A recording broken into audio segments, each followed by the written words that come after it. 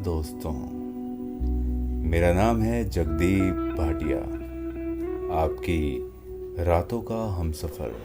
रात की हमसफर लेकर आया हूं आपके लिए एक बहुत ही प्यारी सी प्रेम कहानी जिसका शीर्षक है अदरक वाली चाय। दोस्तों, ये कहानी है रंजना की, जो छोटे से शहर से मुंबई अपना करियर बनाने आई थी। पर रंजना मुंबई में मॉनसून के मौसम में आ गई थी और यहाँ की बिन बुलाई बारिश से अनजान थी। रंजना मुंबई स्टेशन से उतर के अपनी आंटी के यहाँ, जो मीरा रोड में रहती थी, वहां जा रही थी।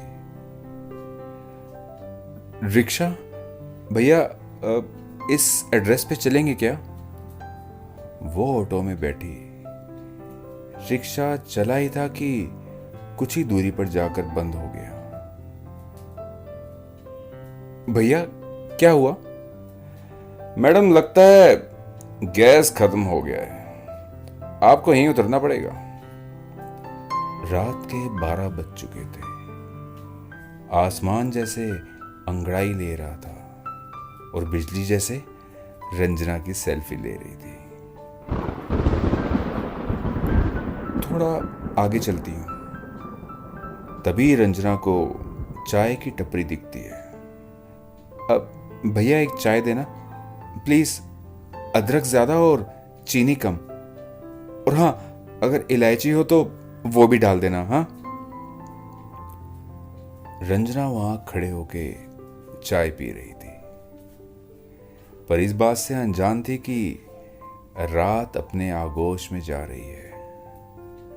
वहां खड़े कुछ मुस्टंडे उसे घूर रहे थे और दबे होठों से कमेंट कर रहे थे, क्या आइटम है बॉस? अरे यार, उसके होठ तो देख। तभी एक नौजवान वहां आया। अरे भाई, जरा चाय पिलाओ। मुंबई की बारिश का बिना बताए आने का अंदाज अब तक गया नहीं है। मुस्कुराते हुए वो नौजवान चाय पीने लगा।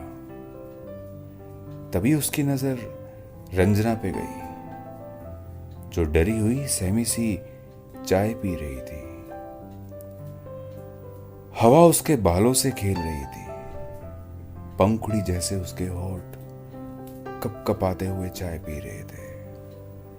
रवि उसे देखता ही रह गया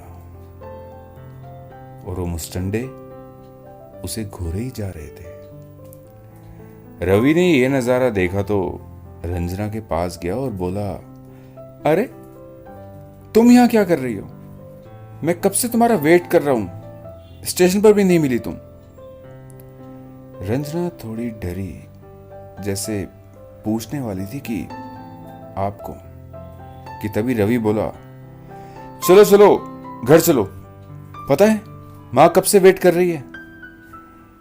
ये कहते हुए रवि उसे लेके आगे बढ़ा और एक रिक्शा रोका।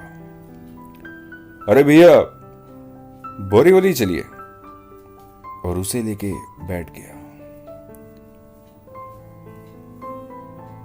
लिसन, कौन है आप? मैं आपको जानती तक नहीं। वहां भी आप बहुत हीरो बन रहे थे। हाँ?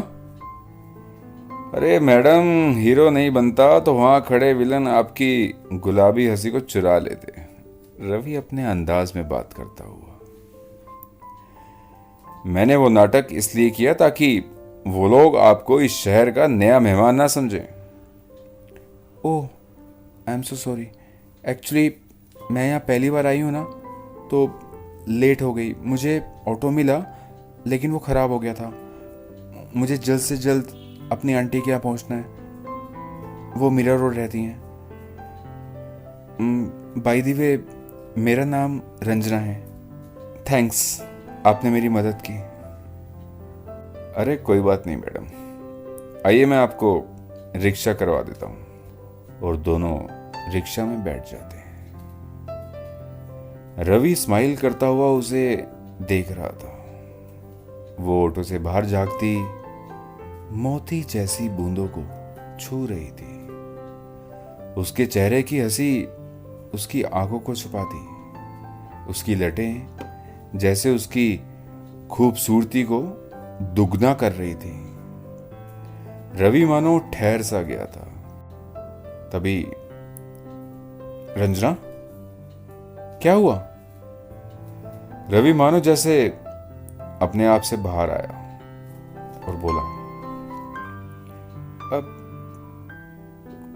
कुछ नहीं, मेरा नाम रवि है, पर मैं इस मुंबई का पड़ोसी नहीं हूं। रंजना, मतलब मैडम मैं मुंबई से ही हूं, यहां रहता हूं बोरीवली में। ओह, क्या मैं आपके फोन से कॉल कर सकती हूँ अपनी आंटी को? अब उन्हें बताना है मैं पहुंचने वाली हूँ। एक्चुअली मेरा फ़ोन भी बंद हो गया है और चार्जर नहीं मिल रहा। हाँ हाँ बिल्कुल, क्यों नहीं। रंजना कॉल करते हुए, अब हेलो आंटी, मैं रंजना, नमस्ते जी, मैं ठीक हूँ। सारा किस्सा सुनाती है रंजना। आंटी को बता रही थी कि तभी आंटी ने कहा, बेटा भरी बारिश की वजह से यहां पानी भर गया है, सब गेट्स बंद हो गए हैं। अब तुम सुबह आना, मैं एक होटल का एड्रेस बताती हूँ, रात को वहीं रुक जाओ। ठीक है आंटी। होटल का एड्रेस पूछ के रंजना फोन रखती है। तभी रवि कहता है, सो मैडम कहाँ जाना है आपको? रंजना मायूस होते हुए बताती है, वो मेरी आंटी बता रही हैं कि बारिश की वजह से वहाँ सब जगह पानी भर गया है, सब कुछ बंद है, सुबह ही खुलेगा सब। मुझे एक होटल में रात रुकना पड़ेगा। एड्रेस दिया है उन्होंने। रवि, ये एड्रेस बताओगे?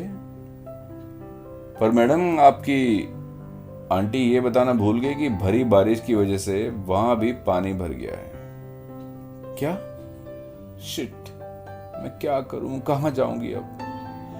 अगर आपको प्रॉब्लम ना हो तो रात मेरे घर रुक जाइए। दोस्तों, क्या चल रहा था रवि के दिमाग में?